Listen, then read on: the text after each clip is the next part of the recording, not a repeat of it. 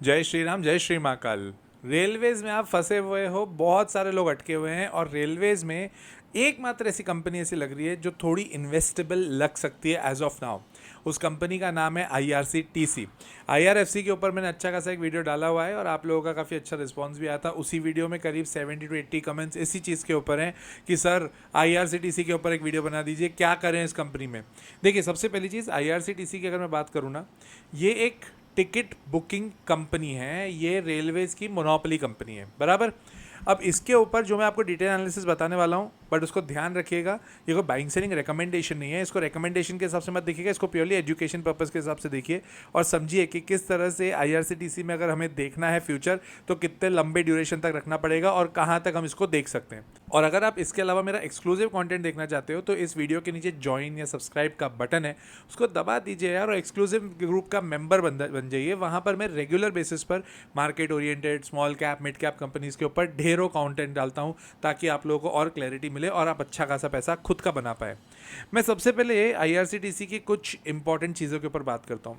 Railways के कोई भी सेक्टर के कोई भी कंपनीज होती है ना, ये बेसिकली चलने का काम कब करती हैं, जब इनके यहाँ पर एक अलग सा ही रुझान होता है गवर्नमेंट का। पिछले 1.5-2 साल से मैं रेलवेज़ के ऊपर काफ़ी नेगेटिव हूँ। रीज़न बीइंग, बजट एक ऐसी चीज़ होती है रेलवेज़ के लिए जो कि बहुत ही ज़्यादा प्रोमिनेंट होती है।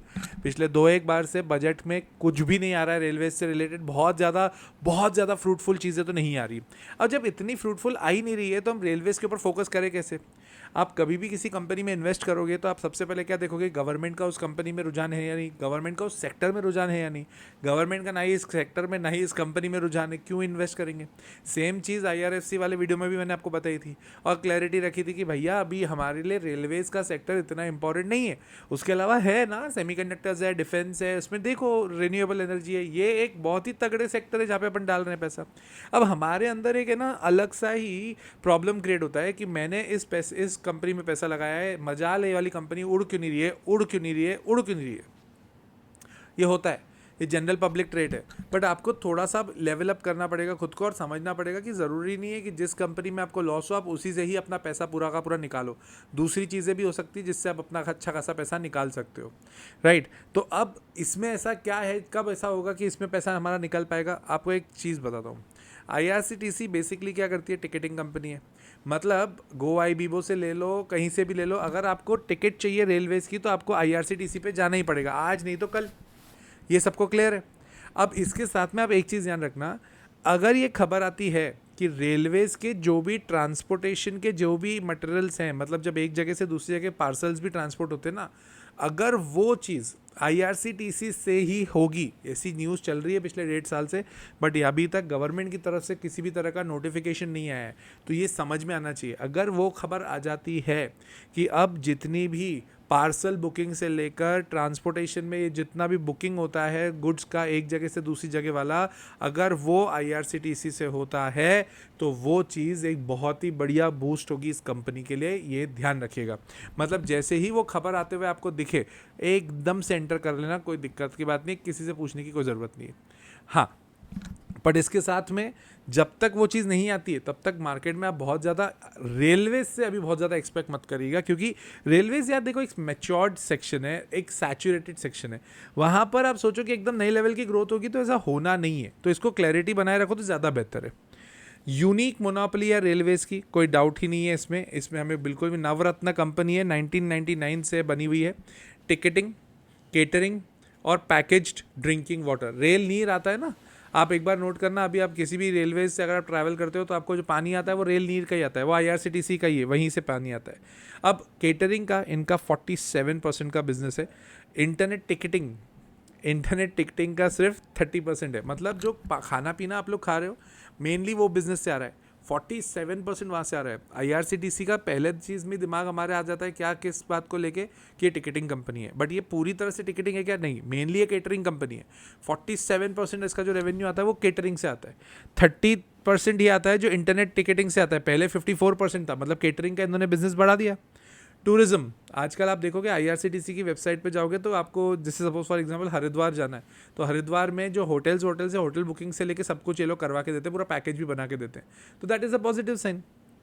उसके अलावा रेल नीर मतलब पानी, 7%, 7%, मतलब अगर 100 रुपये कंपनी रेवेन्यू कमा रही है तो 7 रुपये पानी का है भाई। ये अच्छा रेवेन्यू है, बहुत अच्छा सेटअप हुआ ये। बट इसमें ध्यान रखिएगा, ट्रांसपोर्टेशन ऑफ बुकिंग का एक बहुत इंपॉर्टेंट सेगमेंट है, अगर वो होता है तो ही मजा आएगा, अदरवाइज ठीक है। NCRTC मतलब national capital region transport corporation के साथ इन्होंने अगस्त 2024 में एक अच्छा खासा कॉन्ट्रैक्ट किया था, और जुलाई 23 में DMRC से, दिल्ली मेट्रो रेल कॉरपोरेशन से। अब क्योंकि उसको 2 साल होने को आ गए तो कोई बहुत ज़्यादा इंपॉर्टेंस इस चीज़ का अभी हमारे लिए वैल्यू नहीं रखता। हम आते हैं फाइनेंशियल्स पे। इसका प्राइस अर्निंग रेशियो है 30.25। मोनोपोली कंपनी है, तुम प्राइस अर्निंग रेशियो देखोगे किससे? कोई देखने का मतलब ही नहीं है, किससे ही देख लोगे तो कोई मतलब, कायदे से कोई सेंस नहीं बनता। पर अगर आप देखोगे ईज माई ट्रिप, वो भी तो टिकटिंग का ही काम करती है, बट वो एक्चुअली ट्रैवल बुकिंग है यार, तो उसको एकदम 100% नहीं ले सकते, बट ठीक है। उसका प्राइस अर्निंग रेशियो है 95 का मतलब एक तरह से देखा जाए रेलवे सेक्टर में एकमात्र ऐसी कंपनी है मेरे को जो लगता है थोड़ा सेफ है, जिसका बिजनेस धीरे धीरे धीरे धीरे धीरे धीरे धीरे बढ़ ही रहा है। IRFC में प्रॉब्लम क्या, कभी फंडिंग बहुत ज़्यादा हो रही है, कभी नहीं हो रही है, कभी कम हो रही है, कभी ज़्यादा हो रही है, वो मेरे को नहीं पसंद आता है। इसका एकदम स्टेबल है। ईयर ऑन ईयर सेल्स की बात करते हैं, 1225 करोड़ से बढ़कर 1449 करोड़, गुड, बहुत बढ़िया। ऑपरेटिंग मार्जिन 417 करोड़ से बढ़कर 465 करोड़, ये थोड़ा ठीक ठीक है, ये बहुत ज़्यादा मज़ेदार नहीं लग रहा मेरे को, ठीक है। प्रॉफिट आफ्टर टैक्स 341 करोड़ से बढ़कर 394 करोड़, ठीक है। अगर मैं इसका ये चेक करूँ ना, क्या बोलते हैं अपना क्वार्टर ऑन क्वार्टर, मतलब दिसंबर क्वार्टर को अगर मैं सितंबर क्वार्टर से कंपेयर करने आता हूँ, तो 1146 करोड़ से बढ़कर 1449 करोड़, ये अच्छी बात है। ये एक्चुअली दिसंबर क्वार्टर का रिजल्ट अच्छा है इनका। प्रॉफिट आफ्टर टैक्स भी 342 करोड़ से बढ़कर 394 करोड़, एवरीथिंग लुक्स गुड, ऐसे इसमें कोई दिक्कत नहीं है। अब देखो, रेलवेज का एक अलग ही चैप्टर होता है जो मैं अपने कोर्स में भी पढ़ाता हूँ, द लॉजिकल इन्वेस्टर में। उसमें तो हम बहुत डिटेल में जाते हैं, एकदम गहराई में उतर जाते हैं कि समझते हैं कि एग्जैक्टली इसमें चल क्या रहा है, कैसे हो रहा है, क्या हो रहा है, क्यों हो रहा है, क्या नहीं हो रहा है, राइट। अगर आप पूरे डिटेल में सीखना चाहते हैं तो स्क्रीन पर नंबर दिया हुआ है, द लॉजिकल इन्वेस्टर मेरा खुद का कोर्स है। वीकेंड क्लास होती है सैटरडेज और संडेज को, सैटरडे नाइट, संडे आफ्टरनून, ताकि आपकी पूरे वीक का जो भी आपका शेड्यूल है वो कहीं पे भी सैक्रिफाइस नहीं हो, राइट। लाइव लेक्चर होते हैं, मैं खुद पढ़ाता हूँ, और उसके बाद में लास्ट में मैं 1 घंटा आप लोगों से डायरेक्टली बातचीत भी करता हूँ, ताकि किसी को डाउट्स हो तो हाथों हाथ ही क्लियर हो जाए और ख़त्म हो जाए, ठीक है। फंडामेंटल, टेक्निकल और जियो पॉलिटिक्स, ये तीनों उसमें सिखाता हूँ। तो अगर आप इंटरेस्टेड है तो ज्वाइन कर लीजिएगा, स्क्रीन पर आपके पास नंबर है, राइट। अब आ जाते हैं प्रमोटर 62.4% पे है, स्टिल है। FII 7.14% पे स्टिल है। DI भी बढ़िया है, कोई दिक्कत नहीं है। टेक्निकल्स मेरे को इसके ठीक लगते हैं। टेक्निकल 650 के ऊपर जब तक ये नहीं जाता तब तक थोड़ी दिक्कत है, और 420 का सपोर्ट है, मतलब एकदम बीच में है। अभी करीब 500 के करीब चल रहा होगा। 650 के ऊपर जब तक नहीं जाएगा फ्रेश तेज़ी नहीं आएगी। 420 के नीचे, मतलब in short, if you are going to understand that way कि आपको इसमें इन्वेस्ट अभी करना चाहिए कि नहीं, आई वुड रादर से मत करो, अभी कोई सेंस नहीं बन रहा। जब बनेगा तो जब बात करेंगे, राइट। सो आई होप कि ये वीडियोस ने आपको बहुत सारी चीज़ें क्लैरिटी दी होगी। IRCTC के ऊपर आपने बहुत लोगों ने कमेंट किए थे, तो उसके ऊपर वीडियो बनना ज़रूरी था, तो वैसा ही बनाया है, राइट। तो मिलता हूँ अगली वीडियो में, तब तक आप कमेंट भी करके बताइएगा, और कौन सी कंपनी पर डिटेल वीडियो चाहिए मैं बना ही रहा हूँ, आपके लिए बनाता ही हूँ, कोई डाउट ही नहीं है। अगले वीडियो में मिलता हूँ, टिल देन जय श्री राम, जय श्री महाकाल।